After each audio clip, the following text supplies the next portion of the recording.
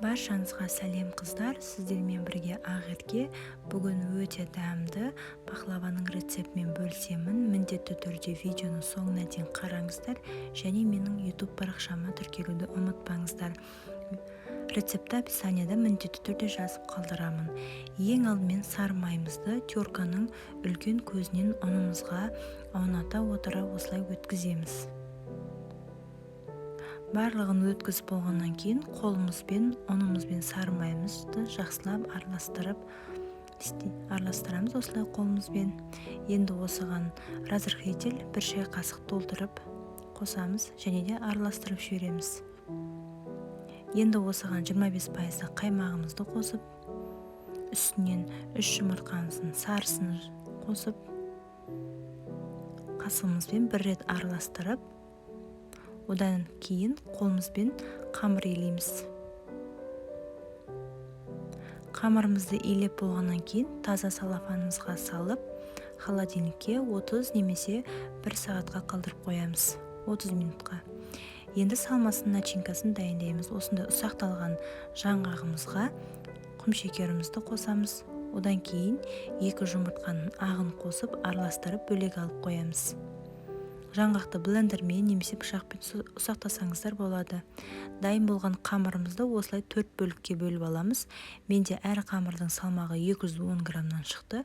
Одан кейін қамырымызды 4 бұрыш немесе дөңгелек етіп, жұқа етіп жайып шығамыз. Жайып болғаннан кейін осылай формамызға пергамент қағазын төсеп, үстіне қамырымызды қоямыз. Оның үстіне начинкамызды бір келкетіп жағып шығамыз. Одан кейін үстіне екінші қамырымызды төсейміз де, үстіне тағы начинкамызды жағып, солай барлығын қайталап шығамыз. Менде 4 қабат қамыр шықты.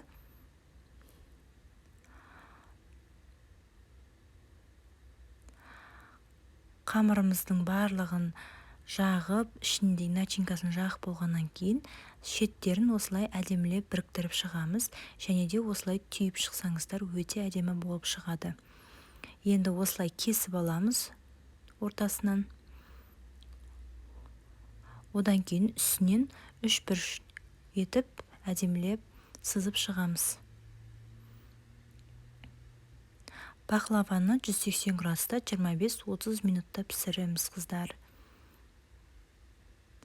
Барлығын кесіп болғаннан кейін үстіне жұмыртқаның сарысын жағып шығамыз. Неке дайын болды. Енді жұмыртқаның сарысыны бір келкі әдемі етіп жағып шығамыз. Одан кейін бүтін жаңғақтарымызды әрбір кесілген ромбиктердің үстіне қойып шығамыз. Пахлава өте дәмді, керемет болып шығады. Барлығыңызға жасауға кеңес беремін. Және де сәл пісейін деп қалған кезде үстіне сұйық медті құйып жесеңіздер өте дәмді болып шығады. Баршаңызға ас болсын.